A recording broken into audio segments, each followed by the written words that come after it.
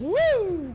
Space Marine 2 was a highlight reel of the 7th generation of consoles, and it really did highlight the best aspects of that generation because, in my opinion, the 7th generation of consoles also started some truly terrible gaming trends like Day 1 DLC, microtransactions, and this was the first generation where developers would ship their games unfinished with the intention of patching them later. But that's really just a byproduct of the fact that this was the first truly online generation of consoles. And that's important because, you know, PC gamers for years were playing online games like Quake, but this was the first time that console gamers can get in on the action and have a lot of fun playing team deathmatch games. A lot of people played like Halo 3, Gears of War, and Space Marine 2 kind of feels like that vibe and that energy. And one of the great things about the 7th generation of consoles was that there was a lot of content back then. Like, people don't take into account that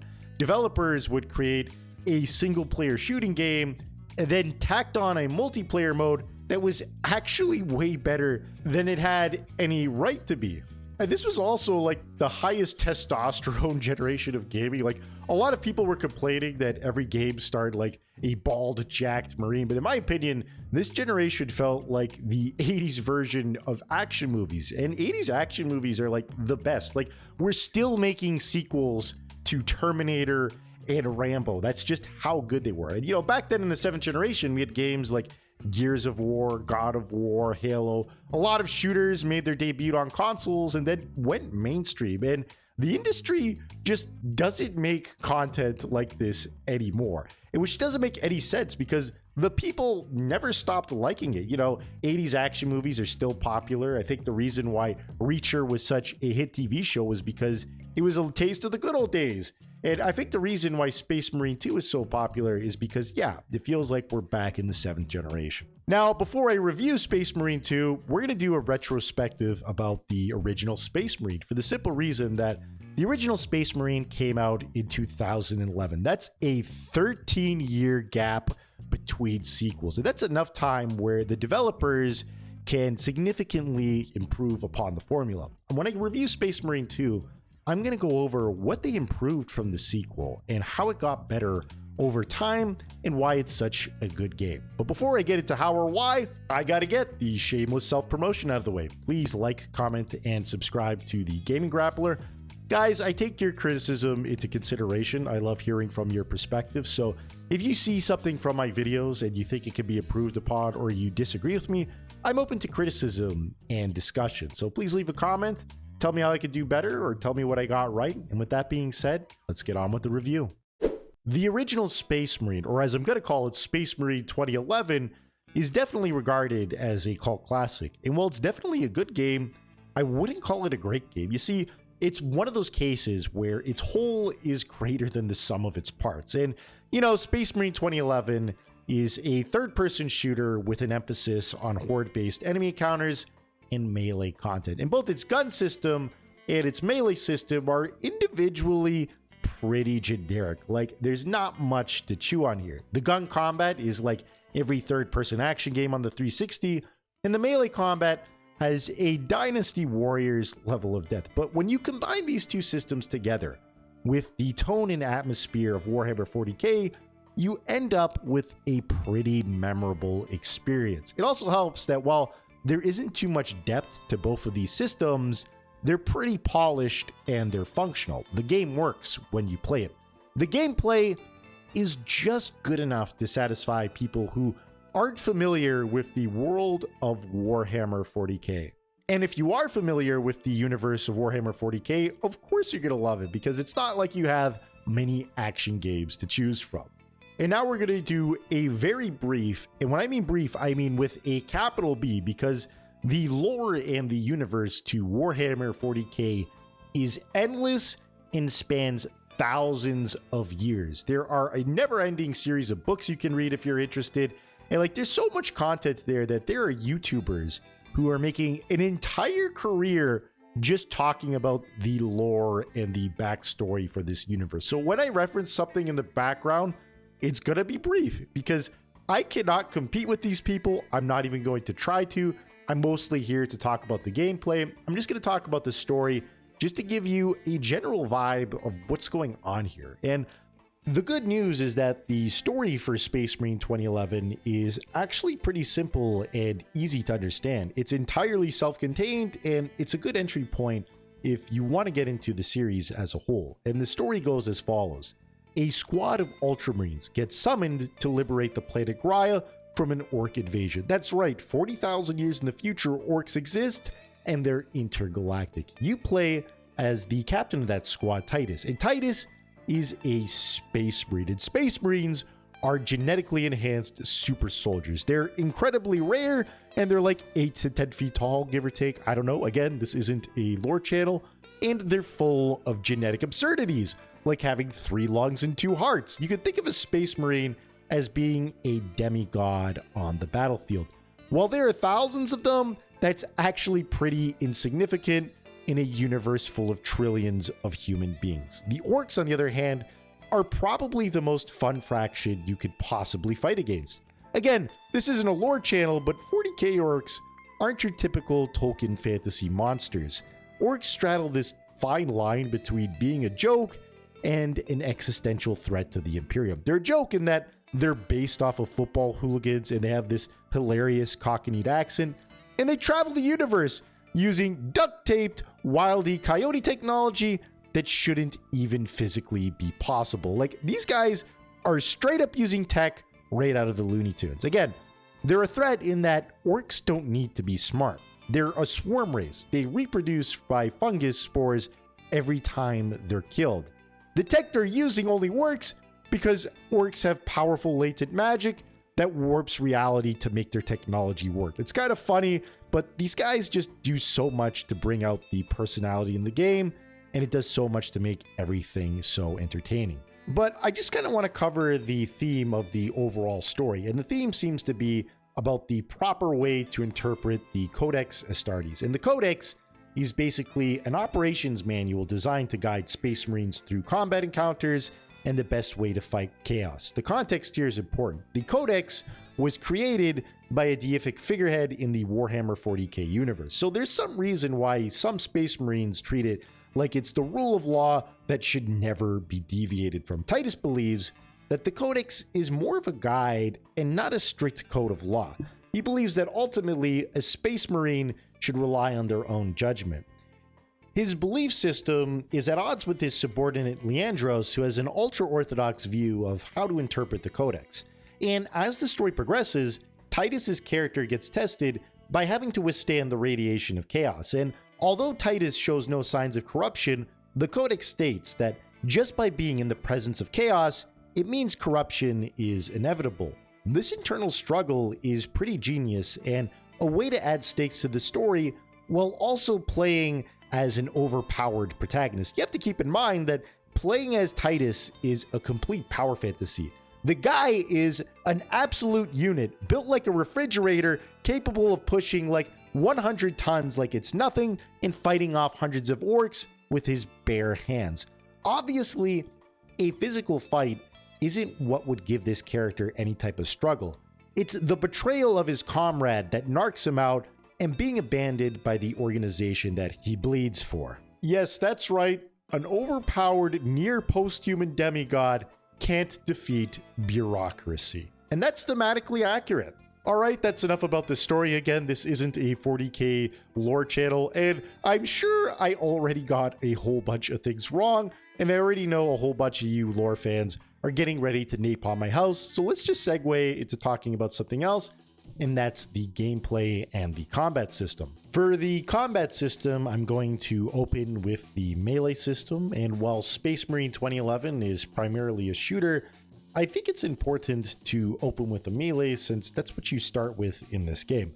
The melee combat in this game is very Dynasty Warriors like you are going to be doing a whole lot of button mashing, and you have a typical 4-hit combo and a guard break, and that's pretty much it. You can hit the guard break in the middle of your combo for different effects, and if you use your guard break at the end of a combo, you'll get a huge area of effect explosion that will take out hordes of enemies. If you stun an orc, you can perform a glory kill on them. And yes, I'm calling it a glory kill. It's pretty much the same system as the one in Doom 2016. Performing a glory kill is the only way to regenerate your health, with the exception of using your Devil Trigger super mode. This incentivizes aggressive gameplay. It forces you to get up close and personal while you're fighting orcs. And one of the things I just want to talk about here is that there's a huge problem with the glory kills in this game. When Doom 2016 was first announced, a lot of people were complaining that the animations for the glory kills took way too long. And we see this problem in Space Marine 2011. You are so vulnerable during these glory kills. Enemies can attack you, and these animations take forever to finish. And it's kind of annoying considering that aside from using your limited use Devil Trigger super mode, this is the only way to get your health back, and it's a big problem. And it's not fun on higher difficulties either, where the player is going to take more damage consistency. As for weapon variety, they're all pretty similar to one another, with the exception of the literal Warhammer in this game. Thank God they have a weapon that's named after the series. The downside of the Warhammer is that the player can only use one type of gun weapon while they have this weapon equipped. Now, before I break down how the gun combat works, I kind of want to do an overview of the movement and mobility options for this game. Your character moves exactly how they look. You're not as fast as how Space Marines are portrayed in the lore or in other games like Bolt Gun. The screen literally shakes as if the character is an elephant. You really do look like a refrigerator that's gone sentient. Now, you have a dodge roll, and you could spam that over and over again like you're playing Dark Souls. Overall, your mobility is pretty standard for a third-person shooter. You're moving at a kind of Gears of War pace, but I kind of wished you moved faster. And then there's the rocket packs. Now, to be fair, the rocket packs are a limited use weapon or item that's only available during certain set pieces in the game. But when you get this, it improves the game immensely, and it feels like you're playing a boomer shooter. Your mobility options become amazing. Like, your dodging is off the charts. When you jump into the air, like you're jumping like you're playing Crackdown, you go as tall as a skyscraper, and then you can rain death from above. And I'm aware that this thing is deliberately broken, but I wish that your rocket pack dodge was just standard by default. It would speed up the pace of the game and would improve things immensely for me. And now let's get into the gun-based combat. This is one aspect of Space Marine 1 that's aged better than you would think, and that's the overall avoidance of cover-based shooting. Now, this was done primarily to respect the lore. You know, Space Marines are supposed to be humanoid tanks. They don't need cover. They are walking Terminators of death and destruction. Their colorful armor, clad with skulls and eagles, is meant to inspire your typical regular human shock troops and to strike fear into enemies. Stop and pop cover-based shooting is slow-paced and overall not that exciting, and it just doesn't work in this setting. Space Marine feels like it's trying to emulate Doom more than Gears of War. You have 4 guns that the player can swap between on the fly, mapped to the D-pad. First, you have your standard bolt rifle machine gun, and overall, this is a pretty balanced and useful gun. It's nothing special, but again, it's useful in every situation, and it's what you're going to be using the majority of the game. And then you have the Stalker Bolter. This is a sniper rifle. Now, the las cannon is just a more powerful version of the sniper rifle, but the main point I want to get here is that sniper rifles are mandatory in this game. Now, that's not to say that there are a lot of sniping sections in the original Space Marine, but when you need to use this weapon, you need to use it. And if you don't have it, you're going to get taken apart. Next up is the Melt-A-Gun, and this is Space Marine's version of the Super Shotgun. It is very overpowered. Again, the only real downside to this weapon is that you'll be constantly running out of ammo. But again, this is a game that has a lot of close combat encounters, and this thing can get you out of a lot of sticky situations. It'll help you take out tankier enemies that just won't go down. Overall, yeah, the Melt-A-Gun, overpowered and a very awesome weapon, but only really limited by its ammo capacity. Then you have the Vengeance Launcher, and overall, this is one of the best overall crowd control weapons in the game. It basically shoots sticky rounds that can explode up to 3 times. These explosions have a wide area of effect, and the ammo is plentiful for this weapon. Like, this thing carried me right up until the end of the game. There was never a time when it wasn't useful for me. In a game that has horde-based enemy encounters, this weapon is a must. And then you have the plasma gun. And this was kind of underwhelming for me because it's kind of like supposed to be the rocket launcher in this game. And overall, I kind of wish it was better. And it was a bit of a disappointment for me. It wasn't that satisfying to use. And now let's just briefly go over your enemy roster, because after all, your combat system is only going to be as good as what you're fighting. And the enemy variety in the original Space Marine is just good enough to prevent this game from being a button mashy Dynasty Warriors knockoff. Like, there's just enough enemies to complicate things and make it entertaining enough. And we're going to start with your standard orcs and goblins, and these guys will just try to swarm the player. They're very basic, and again, they fall into those sandbag class of enemies that are just meant to make the player powerful. They're only really dangerous when a more powerful enemy is in the area to complicate things. You have your yellow orcs, and these guys are armed with machine guns, and they can be a bit of a problem, and they're going to take priority because they deal decent damage, and they can attack you at a distance. And then you have your red armored orcs, and these guys deal a lot of damage, and they're primarily melee focused enemies. You're going to want to take out your vengeance launcher or your melt-a-gun to deal with them. You can take them out by using your melee weapons in the game. The only problem is that since they have super armor, they're going to tie you up for a bit, and other enemies, like again the yellow orcs, are going to attack you from a distance. And then you have your magic orcs, and these guys are going to spawn enemies. They're kind of mostly in set pieces. You don't fight enough of them in the game. So again, they're kind of annoying and not that entertaining. Then you have your squigs, and these guys will basically try to suicide rush the player. They deal a lot of damage, but you can shoot them. They're kind of like a mobile red barrel. And again, it's pretty important. These guys are mostly just there to catch you when you're trying to mash buttons. Then you have your giant orcs, and these guys are like mini bosses.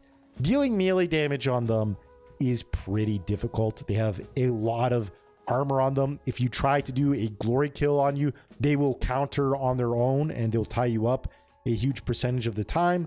But the hardest enemies to deal with in this game are the rocket launcher orcs. These guys will hang back and fire mortar strikes at the player, and the rockets can kill the player pretty quickly. I think this is my #1 challenging enemy on the game. These guys I got the most deaths from. Super annoying and hard to deal with. They take the #1 priority. And then you have Grimskull. This is basically the war boss in this game, and you don't get to fight him as much as you should. And his fights, when you do fight him, are pretty set piecey. Like again, it's not a proper fight whenever you're up against him. You're kind of just meant to beat him when you have to fight him. Kind of feel like the melee system should have been incorporated more for fighting Grimskull. And overall, like his boss encounters are a super letdown because this guy is really fun in the game's cutscenes. He chews up the scenery every time he's on screen, and I feel like his fights were a huge letdown.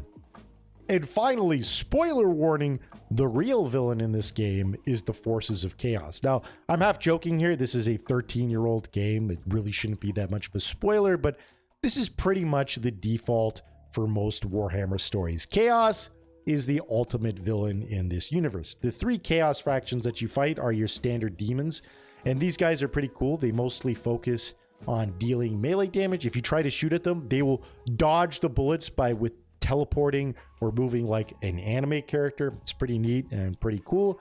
And then you have the Chaos Space Marines and the Heretic Guardsmen. The Heretic Guardsmen, what I find cool about them is that they will die if you run through them or roll through them, which is pretty lore accurate. And the Chaos Space Marines are kind of a player analog. They have a similar moveset to what you can do. They have a melee moveset. They have a similar weapon arsenal. And overall, they deal decent damage.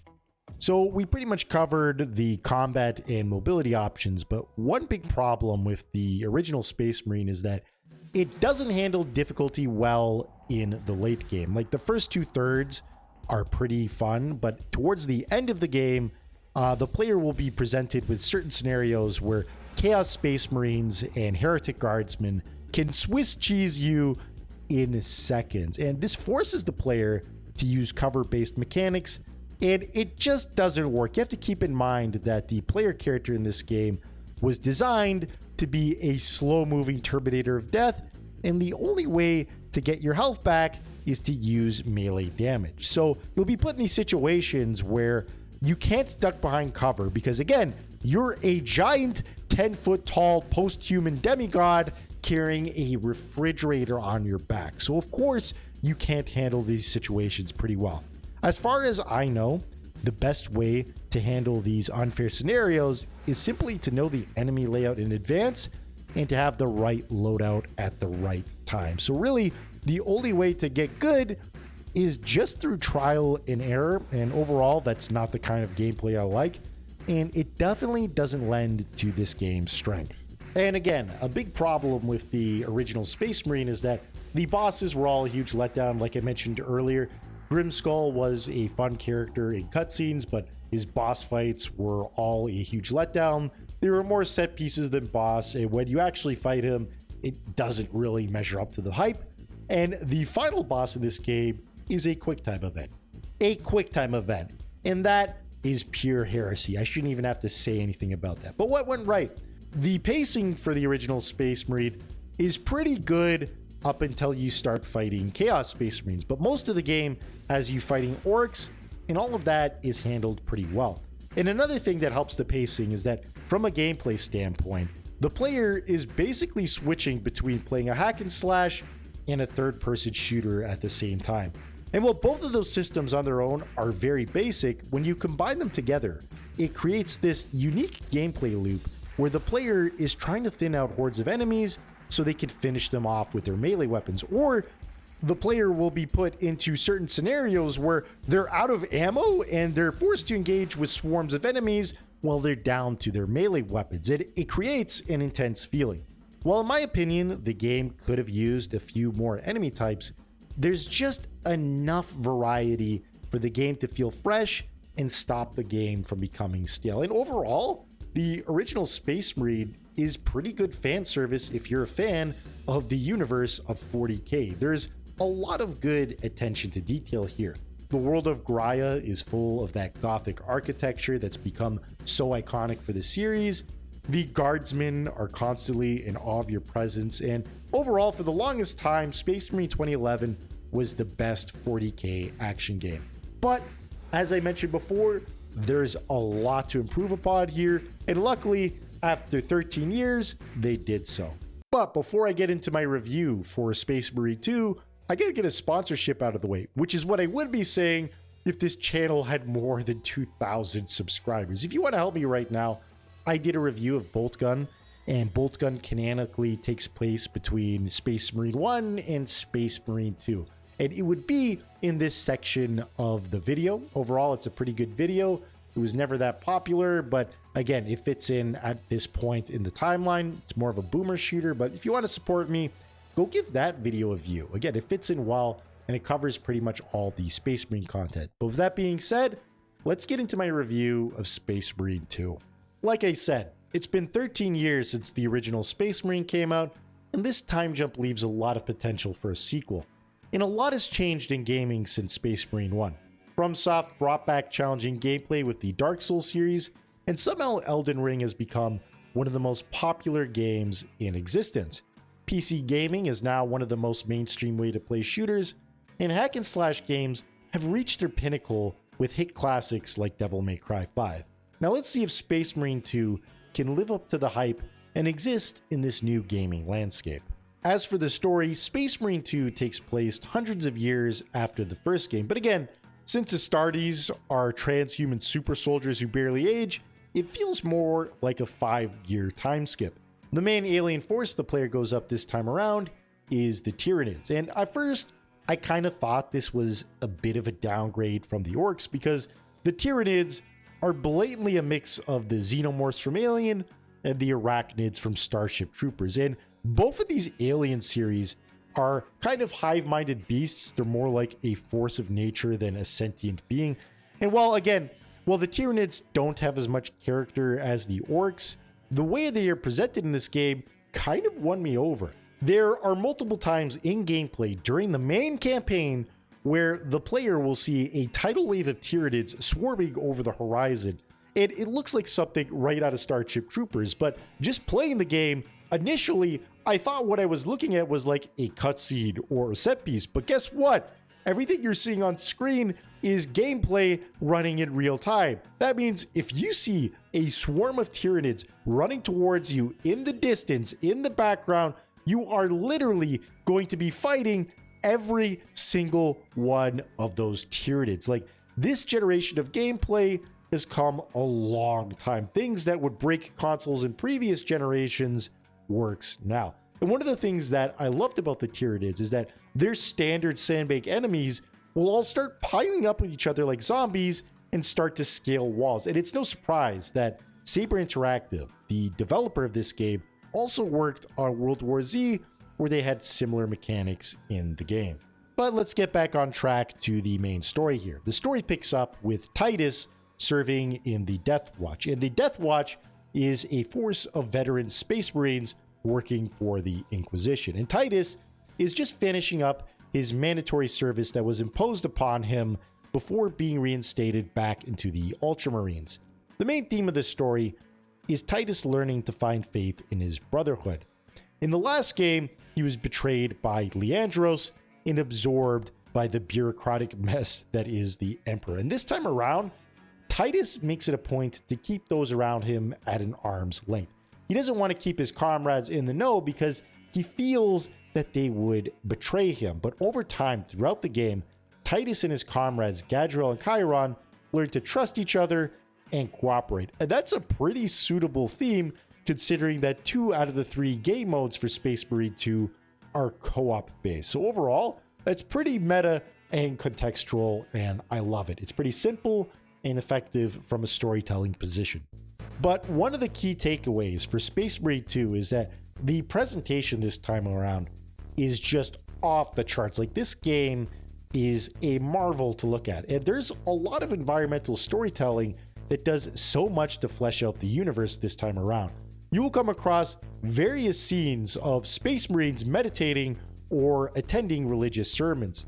Other times, when you're on the ground, guardsmen will be awestruck by your presence. Remember, Space Marines are very rare for the common man to come across and are treated like demigods. To a guardsman, seeing you around is like Superman touching ground on the planet.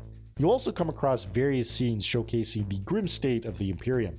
You'll see scenes of commissars either executing deserters or giving off some sort of propaganda speech. And we've reached a point in gaming where it just feels like you are on the ground in the war zone. Like, the set pieces here are next level. So I gotta say, if you're gonna play this game, get a good monitor or sound setup, get some good headphones. If you have a home theater setup or you know somebody with a home theater setup, we'll beg them to let you use it because it elevates this game to the next level. All right, that's enough about the story. I just want to do a brief overview of all 3 gameplay modes. There's so much content here. I kind of got to explain a little bit of each of them. I'm going to start with the campaign mode. It's by far my favorite. While co-op is available for this, you can kind of just play it like a single player shooter. And since I love boomer shooters, this was a natural fit for me. It follows the main story of Captain Titus. Yes, I know he is a lieutenant in this game, but let's be honest, Titus is a complete G, and we are going to put some respect on his name. He is Captain Titus. And what I love about this mode is that it has a real pick up and play arcade feel to it. There are no stat points, just running and gunning. And one of my biggest pet peeves is that RPG mechanics are often ham-fisted and forced into action games. I feel like action games should be more of a test of the player's skill and reflexes.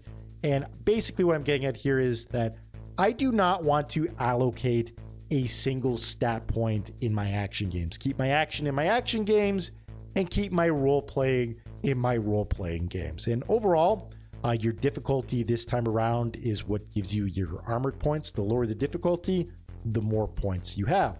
And up next is the operations mode. While it does have a story, it's kind of minor and it focuses side characters. It basically, the story for operations mode takes place alongside during the campaign. While it is a multiplayer mode, you can't play it solo, but you're not going to get much out of it. The gameplay is radically different from the campaign. It's a class-based system, and different classes have default weapon loadouts that are exclusive to them. So again, if you're using a heavy weapon class, you're going to use your heavy machine gun, and other classes can't use that, etc., etc. Different classes have a different amount of armor points, like snipers, for example, can't take much damage. That's kind of the point of their class. Heavies have the most armor points. You get what I mean. They also have their own unique special abilities. So again, snipers can go invisible, heavies get their shield, etc., etc. If you played any hero shooter, you're going to kind of get what's going on here. There's also an RPG system baked into it. You can allocate stat points. Again, like I mentioned earlier, I'm not a big fan of that, but overall, my unique preferences aside, it's still a fun and decent mode. And finally, last and certainly not least, you have a PvP mode, and this is basically a team-based deathmatch.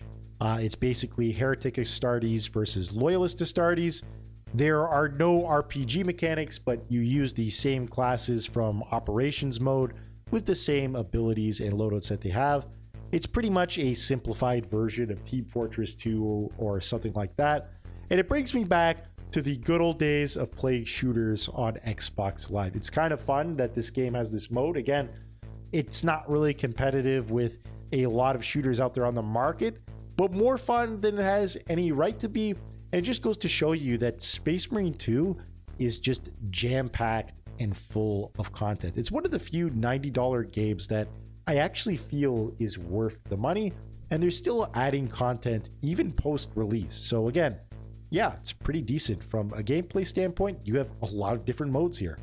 And just a quick point before we forget, this game has an in-depth character customization system. Again, it is exclusive to Operations mode and PvP. You can't really do it during the main campaign, but for the most part, you have the ability to customize the look of your Space Marine. It's very in-depth. There's so much customization options here, and it captures the feeling of playing the tabletop games and painting your miniature. Again, this game has more content than it needs to have. All right, now let's do a brief overview of how the gameplay has changed from Space Marine 1 to Space Marine 2. And one thing that's changed is that glory kills now make the player invincible, but this time around, you only get your armor points back. Now, it is possible to regain your actual health back by attacking enemies, but it's been limited this time around. It kind of functions the same way as Bloodborne's rally system, where basically once you get damaged, the damaged health will turn white on your health bar, and you can get it back, and you have a limited window of time in that you can do that. It's a good system. It incentivizes aggressive gameplay. There are now health packs you can pick up. Not sure if that's lore accurate, but that's another thing you can do. They're heavily limited this time around. And again, you can regenerate your health through the Devil Trigger or Fury system. Again, it's basically a Devil Trigger. It mechanically functions the exact same way. Now, again, in Operations mode and PvP, you're going to have that default weapon loadout that you can't really switch between. But during the main campaign, you can pick up different weapons and they are available, but the game is balanced for co-op. While in the original Space Marine 1, you could carry up to 3 gun weapons at a time and 1 sidearm.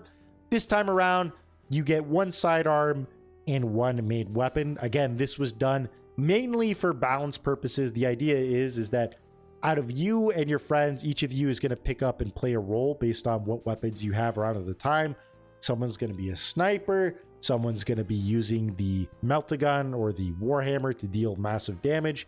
And again, I'll forgive it just because it's done mainly for balance purposes, and they added a lot more guns this time around. The melee system in Space Marine 2 has seen a serious upgrade. You can use all the melee combos you did in the first game, except this time around, it's all tied down to one button. It basically, instead of hitting like a guard break button, you just hold down the attack button and you'll get a guard break. It does so much to simplify things and add depth. And this time around, in Space Marine 2, you have a block button and a parry. And thank God for that, because this one feature adds so much more depth to the combat system. Performing a perfect parry will regenerate all your armor points at once. It's super useful. And another useful feature is that you have a Dark Souls styled lock-on system, and this is very useful for fighting bigger enemies. And keep in mind that this lock-on will not work with your guns. It only affects your melee weapons, and this does a lot of depth to your game. So basically, within Space Marine 2, you have a Dark Souls level of combat depth that's added into a shooter, and that is substantial for your gameplay depth.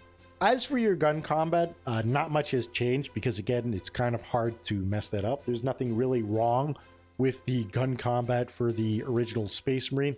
But again, in Space Marine 2, you have a lot more weapons. You have all the weapons from the previous Space Marine game and then some. Some of these weapons, though, can be a little generic. There's like 10 different versions of your standard bolter, and it doesn't really do much to add depth to the gameplay. I kind of feel like the developers were just trying to stack as many new features as possible. So again, the real takeaway here is that the melee system has seen a serious upgrade this time around. Your combat is overall better, and your movement speed is also better. So again, this is an overall faster game that has a better combat system, and it does a lot to improve the overall quality of this game. But by far, one of the biggest upgrades to Space Marine 2 is that we have actual boss fights this time around. One of the highlights of this game is that during the game's prologue, it opens with the player fighting a Carnifex. And what are you doing when you fight the Carnifex? Well, occasionally you're taking out other ad-based enemies. You're actually dodge rolling, you're planning and strategizing, you're timing. Like, this is an actual video game. Unlike Space Marine 1, which had barely any boss fights in it, and the ones that it did have were very undercooked, we have actual boss fights this time around. I'm not going to go heavily into depth reviewing them. I kind of want to be a little bit spoiler free because the game is still kind of current. But again, yeah, we have actual boss fights this time around. They're often presented in fantastic set pieces, and it's one of the best highlights of this game. As for your basic enemy types, I'm not going to be as in-depth as I was for my coverage of the orcs in Space Marine 1 for the simple reason that Space Marine 2 isn't a 13-year-old game, and I don't want to spoil everything. But that being said, I'll cover some of the basic enemies in this game. And one of the things that I love is that, for the most part, the Tyranids AI is pretty adaptive, and they'll change their tactics. Now, it's not the most in-depth thing out there, but it does change things up a bit, like your standard Minoris Tyranids. Now, these are the guys that will often swarm the screen, and they will change their behaviors. Sometimes they'll leave some guys behind and they'll focus on ranged based attacks. So these guys aren't just dedicated to filling one role. You'll also be put in situations where if they are below the player, if they have to scale some type of building, they'll actually do it by dogpiling on top of each other, and it's cool every time. They can also, if they shoot you too much, they can do some special damage to the player and affect your gameplay, and that's always pretty unique. Your next class of enemy is the Majoris Tyranids. Now, there are fewer of these guys, but again, they are more substantial when you fight them. When you do fight them, you're going to kind of want to focus on melee combat, and you're going to be playing a little bit of Dark Souls when these guys are around. Now, again, what's unique about the game is that you want to take these guys out as quickly as possible, because when you're locked in and you're fighting these guys one-on-one, it's then that the Minoris Tyranids could actually be a problem. So again, you want to take these guys out as quickly as possible. You want to take advantage of your parry system, and they're a bit of a problem, but they're really fun to fight. Your next class of Tyranids are your Extremis class of Tyranid. And again, these guys aren't a boss, but they're a mini boss. They're hugely problematic when you fight them. Like one time you fight a Lictor, and this thing is a huge pain in the ass. If you can't get a read on them, he'll go invisible and he'll try to assassinate the player. And again, there's more types of enemies out there, or mini bosses, but again, they're a huge problem. And up next, you have the Zoanthrope, and these guys basically float in the air, and they will try to stack status effects onto the player. They can deal decent damage, and they can be a huge problem over time. And again, there's plenty of other Tyranid classes out there, but I'd say one big difference between how the Tyranids behave in Space Marine 2 and the Orcs behave in Space Marine 1 is that the Tyranids are pretty diverse in how they attack you. They have 2 different modes of attacking, and their AI is a bit more adaptive this time around. And again, if you don't think they're that interesting or entertaining to fight, the game will compensate with good presentation. You'll be put into situations that just sell them as the existential threat to the Imperium that they are. And spoiler, if you would even call this a spoiler, because this is just the default for every Space Marine story out there, the real villain all along was Chaos. There are Chaos Space Marines in this game, Traitor Guardsmen, and Demons. Largely, again, the same rules apply this time around. The Chaos Space Marines are an analog for the player. They have similar movesets and can fight you on more even footing. There are different classes of Space Marine this time around. There's a Sorcerer class of Space Marine that will hang back and spawn enemies at you, which is pretty similar to one of the Orc types in the previous game. There are Demonic Swords that will swarm the player. And overall, again, they're pretty cool. They're basically a complete upgrade to how they functioned in Space Marine 1, and they're better in pretty much every way. And now we're going to get to the bad. There isn't many things wrong with this game, but one of the downsides to this game being a highlight reel of the 7th generation of consoles is that they could have left out the long loading times. I mean, what is the point of using a solid state hard drive if I still have to wait long for things to load in this game? It's like nothing's changed. The loading times in Space Marine 2 are a huge problem with the game. Hopefully the developers patch it out over time, and overall, that's really the only mark I have against Space Marine 2. As for the good, where do I even begin? In comparison to other games coming out this generation, Space Marine 2 is chock full of content. We have 3 different game modes and a character customization system stacked right on top of it. And as we speak, free content is periodically being added to the game. The graphics are fantastic. The presentation is amazing. And one of the things that I didn't mention earlier is that the story takes itself seriously. I'm really sick of the Marvel way of writing that's happened this generation, where every character is snarky and ironic, like some type of Avengers reject. The characters this time around talk like they're straight out of the movie 300. And that's been something that we've been missing a lot of this generation. It's like a healthy injection of testosterone that's desperately needed in the industry right now. And it's one of the best games I've played in a long time.